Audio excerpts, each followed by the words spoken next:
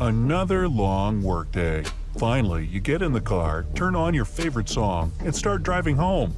That's when you notice something weird in the rearview mirror. Is that guy following me? You slow down. Maybe they'll pass. Nope. You speed up. They stay on you. Before you get too nervous or annoyed, first, confirm that you are indeed being followed. The easiest way is to make 3 right turns around the block. Why would someone drive aimlessly around the same buildings? If they're still behind you, raise your suspicions. If you're on the freeway, take the next upcoming exit. But instead of getting off, get right back on the freeway. If the car does the same, it's probably tailing you. If you're in town, go to an automatic car wash. It'll give you a few minutes to calm down and prepare. And if you still see the car around, you have unwelcome company. Now that you've confirmed you are being followed, don't panic. Sounds cliche, but it couldn't be more critical when you're behind the wheel. Panicking while driving is the worst thing you can do. If you need a few minutes to calm down, drive for a bit. Look around and remember where you are. Try to find a safe place you can go to. A popular cafe, a gas station, or a police department are always the best places to keep an eye out for. And definitely, do not drive home. The same rule applies to your work or any relatives' houses. Chances are this is just some random person who has no personal information on you. Leading them to your most frequented places where you're more vulnerable will only cause more problems. Don't let yourself get cornered.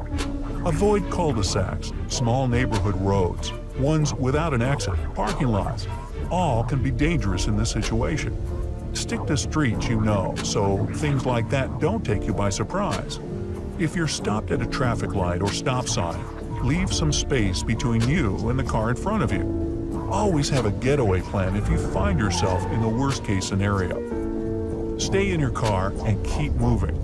And don't forget to lock all the doors and roll up the windows. It can take mere seconds for someone to get into an unlocked car while it's stopped. If this person rear-ends you at a traffic light, don't get out of the vehicle. If they were following you, they probably did that on purpose to get you out. If they approach your car, use that getaway space you left in front of you. Drive to well-populated roads.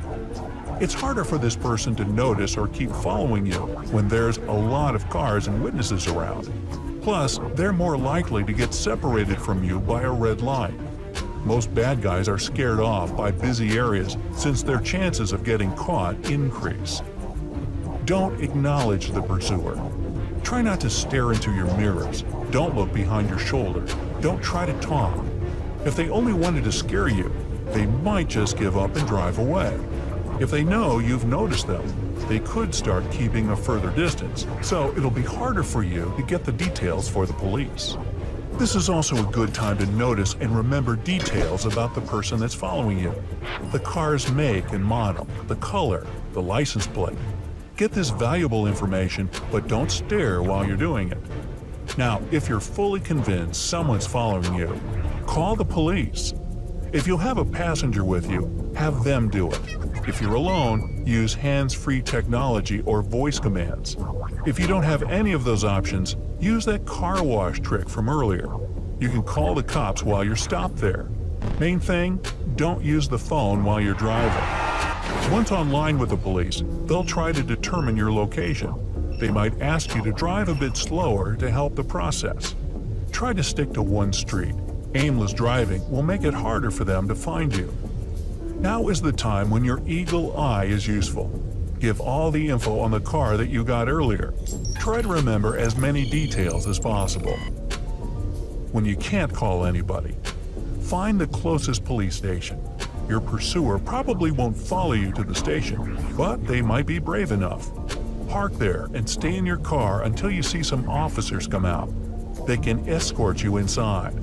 You can do the same at a hospital or fire station. Those are usually well secured and more likely to scare the guy away.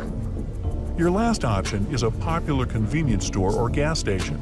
Once stopped, you can make a call or ask the employees to. The worker will know the store's address, so the cops will know exactly where to go.